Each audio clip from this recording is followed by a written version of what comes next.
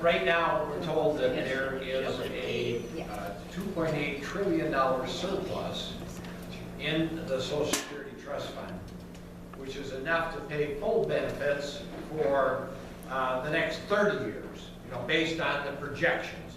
Now that could vary depending on what happens to the economy. We could have more money or we could have less. But it's not like people think they're saying, in a bank somewhere they could draw. No. It's been spent, and for them to take and pay that, they have to raise taxes.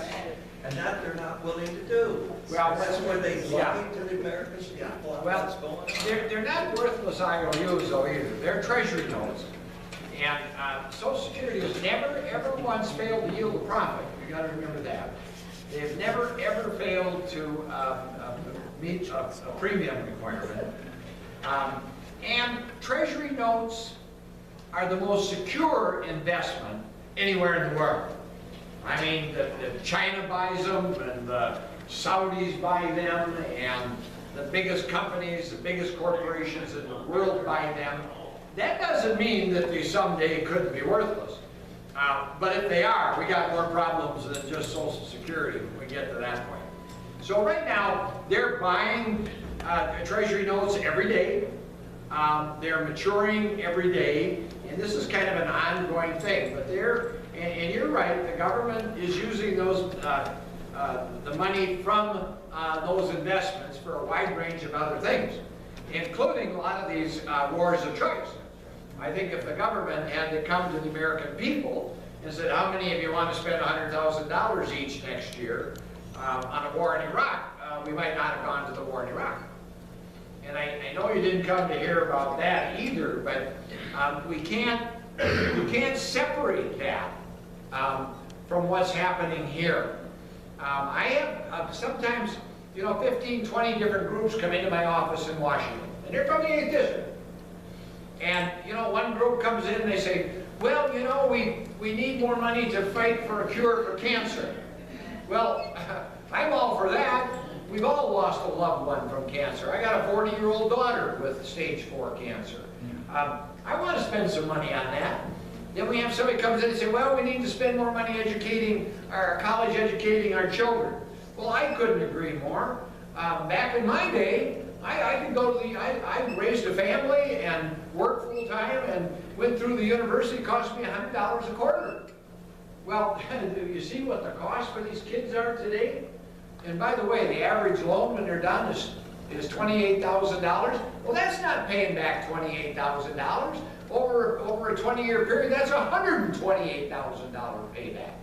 So, and then people come and say, well, the bridges are falling down. We need to spend money on the bridges.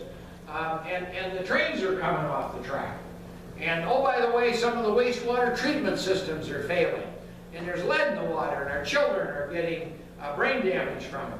And they want us to spend more money on that. And I say, yeah, I want to do that too. Here's my point. Here's my point. We have to make choices in life. In our private life, our business life, and certainly in our government life. We have to make choices. So, as you may or may not know, I've lived in the Middle East. I've done business in the Middle East. I've studied the language of Arabic. And these endless wars of choice that we're getting ourselves involved in have been going on for centuries. Have been going on for centuries. The war in Iraq alone cost us $3 trillion. Well, guess what? For one of those trades, we could have graduated every kid in America from college and vocational school debt-free. For another one of those $1 trillion, we could have rebuilt our roads, our bridges, our wastewater treatment systems. For another one of those $1 trillion, we could have given everybody a $1 trillion tax break. Instead, we're stuck with an additional $2 trillion to take care of the veterans. And support them we should. They stood up, served us, were willing to protect us. We have a moral and a legal obligation to serve and protect them. But a lot of them came back with post-traumatic stress syndrome. They lost arms, they lost legs, they had serious brain injuries, and it's going to cost another $2 trillion to take care of them. Well, guess what? That's just one of the wars. We're also involved in the war in Syria. We're involved in the war in Afghanistan. don't want to get us involved in the war in Iran. They want us to get involved in all of these wars. And even if you think it's a good idea, we have the best military that the world ever imagined. It is fantastic. And they can go into any country in the world and straighten things out, if need be. But it takes a lot of money. It takes trillions of dollars. And then they got to stay there, too. Because when they leave, it goes right back to where it was. It goes right back to where it was. So even if you think it's a good idea, you have to stop and say to yourself, can we afford it? Can we afford to do that? And can we afford a cost of living increase for Social Security? Can we do that? And can we afford to get our kids through college and rebuild our country? And my view is that we can't afford it. Secondly, I don't think it's a good idea. Like I said, I've lived there, I know the language. We've been on every side of that conflict. You know, stop deluding yourself if you think otherwise. I was up in the Tora Bora when we had found out we were financing the Mujahideen. Well, they morphed into Al Qaeda and the Taliban. Do you know why we know Saddam Hussein had gas weapons? We came to. We have the sales receipts. Yeah. And where do you think the guns and arms and munitions came from ISIS? They're from us. Now, we didn't finance them directly. And then when we kill the people and the families want to get out of there to be safe and come here, stay over there because you might not like us, and we keep them out. The point is, having lived and worked in the Middle East, trust me, nothing is ever as it appears. And our good intentions have been taken advantage of. And we got to wake up. We got to get serious about this. We got to stop this. We got to stop trying to rebuild the world and work on rebuilding America and taking care of the American people. And when we do that, we'll be better received in the world, and we'll certainly be a lot better off here in America.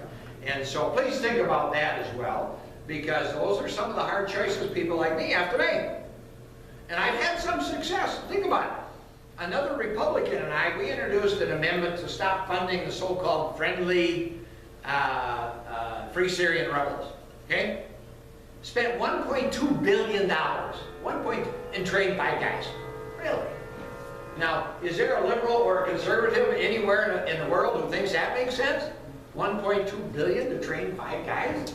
Throw them into a contract for hundreds of thousands of people, expect us to make a difference? Of course not. We got another Republican and I got through an amendment to prohibit spending on projects in Afghanistan if you can't audit and you can't inspect it.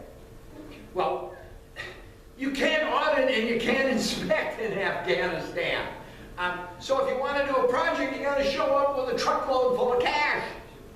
In a #1 narco state, loaded with combatants everywhere, the money disappears. I mean, it breaks your heart. There are projects that, you know, 20, 30, 40, 50 Americans sacrifice their life in areas to secure. And the money shows up for this project and the money just disappears. What do you tell the parents of those kids? Huh? So we got to wake up. In my judgment, not only can we not afford these endless wars of conflict all over the Middle East, in my judgment, they're doing more harm than good. And we're suffering the consequences, and we just might bankrupt the country, our own country, in the process. So please think about that as well. And I tell you, there's a growing recognition of this in both Democratic and Republican Party circles, and you'll see that if you're paying attention to the presidential election campaigns. There are people in both parties who are saying it's got to come to an end, or it's going to continue to have devastating consequences for us. Well, yes? I want to know who decides that we're going into these countries? Who decides? Yeah. Well, you know, that's a great question. It's a very good question. Because I'll tell you, I know what the Constitution says. Because you and I, and most everybody, if we haven't read it, we know that we made it very clear when they founded the Constitution that the President of the United States does not make that decision.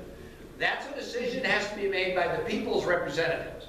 Only the Congress of the United States can declare war, but we have allowed president after president, Democrat and Republican, to go charging into these wars without the consent of the people and without the consent of the Congress, and that's wrong and it has to stop. Amen. Amen. Thank you, brother.